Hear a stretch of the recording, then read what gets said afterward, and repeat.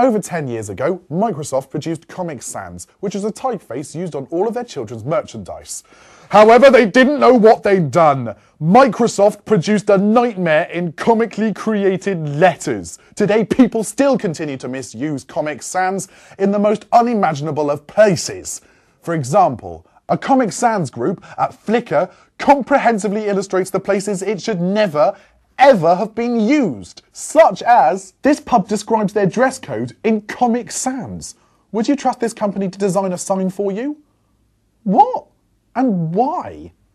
BanComicSans.com has the right idea. Set up in 2003, they produce propaganda so that you can express your hatred. From posters to stickers that people have diligently put up on every sullied sign they see. They've predicted that Comic Sans use is rising and rising, and maybe even gone a little too far by filling pages of the site with rhetoric like, "From Gutenberg's letterpress to the digital age, type in all forms is sacred and indispensable.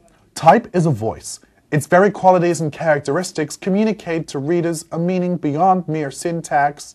But while Ban Comic Sans despair at its rising usage, those at the Comic Sans Appreciation Society rejoice. Their anger is instead directed at Dave Coombs, the very man who created Ban Comic Sans. In fact, on looking further, this obsessive webpage tends to care more about Ban Comic Sans and Carol Vorderman than its beloved font. So is there anyone out there who can actually defend Comic Sans? This is a knife searched high and low, but we came up with one man, Vincent Conair, the very designer of Comic Sans. I met up with him on the roof. One day, one of the program managers from Microsoft came in my office with a CD of a program called Microsoft Bob. At the time, Microsoft was starting to sell software to be used in the home and no longer just to corporations and businesses. And this program was supposed to be sold to kids, basically. I have some spices from Cyprus that are written, the English that's written on them is written in Comic Sans.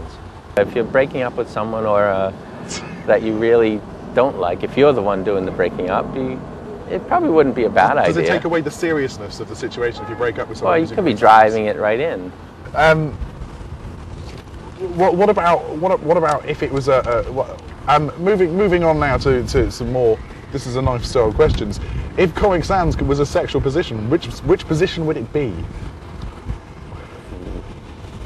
Like doggy style, I think.